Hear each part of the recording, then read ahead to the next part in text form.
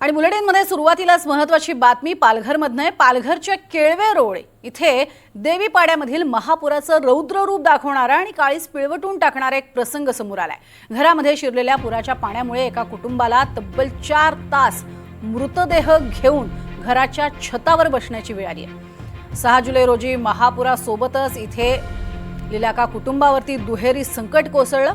55 वर्षीय अनुसया मनोहर लिलका यांचा मृतदेह चक्क घराच्या पत्र्यावरती ठेवावा लागला। एका बाजूला प्रिय व्यक्तीचा मृत्यू झालेला होता आणि दुसरीकडे स्वतःचा जीव वाचवण्याची धडपड सुरू होती। ही भयंकर परिस्थिती या कुटुंबावरती ओढवली होती। मात्र या देवीपाड्यातील एकाही पूरबाधित कुटुंबाला अजूनही कोणतीही मदत मिळालेली नाहीये असा आरोप या कुटुंबियांनी केलाय। एनडीटीव्ही मराठीच्या टीमच्या हाती पालघरमधील महापुराच्या भयान वास्तवाचं हे चित्र समोर आलेलं आहे आणि हा व्हिडिओ हाती लागलेला आहे, ज्यातून ही भीषणता लक्षात येते। एकीकडे पुराचं पाणी घरात शिरलेलं आहे, दुसरीकडे घरातल्या प्रिय व्यक्तीचा मृत्यू झालाय आणि हा मृतदेह अक्षरशः या अशा पद्धतीनं छतावरती ठेवलेला आहे आणि लोक तिथेच ताटकळत बसलेले आपल्याला पाहायला मिळतात। आता या घटनेला अर्थातच 4 दिवस लोटलेले आहेत, अजूनही कोणतीही मदत त्यांना मिळालेली नाहीये आणि त्यामुळे हे भीषण वास्तव जे आहे ते समोर येताना आपल्याला पाहायला मिळतंय। अक्षरशः हे कुटुंब हतबल झालेलं होतं। आपण बघतोय जवळपास पाणी जे आहे ते अक्षरशः कमरेच्याही वर आलेलं होतं आणि अशा अवस्थेमध्ये मृतदेह नेणार कसा? लहानगी मुलं सुद्धा घरातली ही छतावरती बसलेली होती। जीव मुठीत धरून हे सगळे जण वरती बसलेले होते। घरातल्या सामानाचं झालेलं नुकसान तर वेगळंच, मात्र घरातली प्रिय व्यक्ती ही सोडून गेलेली।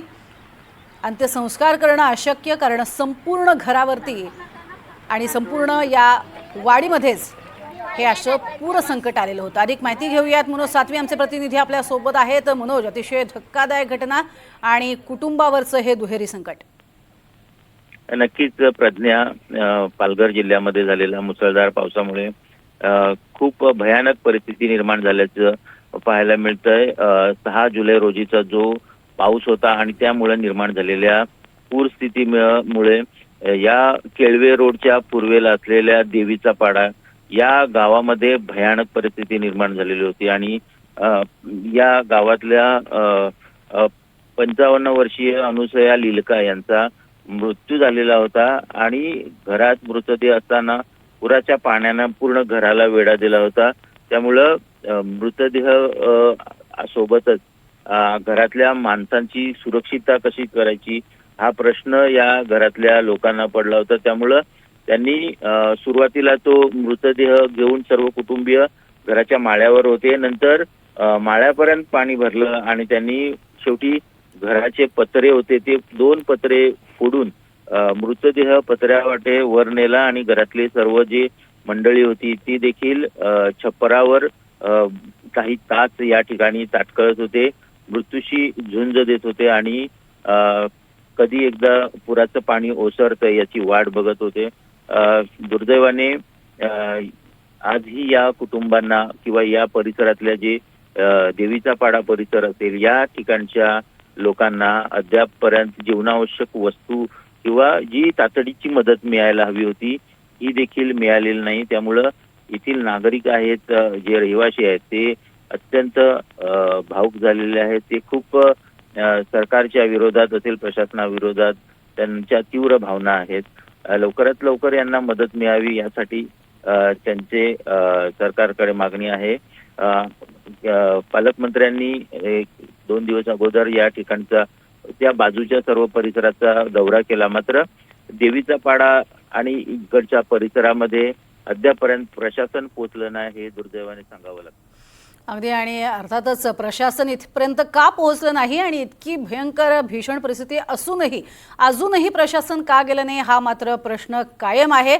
अर्थातच कुटुंबियांवरती हे प्रचंड मोठं संकट कोसळलेलं होतं, दुहेरी संकट होतं। एकीकडे घरातल्या प्रिय व्यक्तीचा मृत्यू झालेला आणि बाकीचे जे चिमुकले आहेत त्यांना सुद्धा वाचवण्याचं मोठं आव्हान होतं, कारण पाणी कमरेच्या वर गेलेलं होतं आणि त्यातच संपूर्ण गावाला हा पुराचा वेढा होता।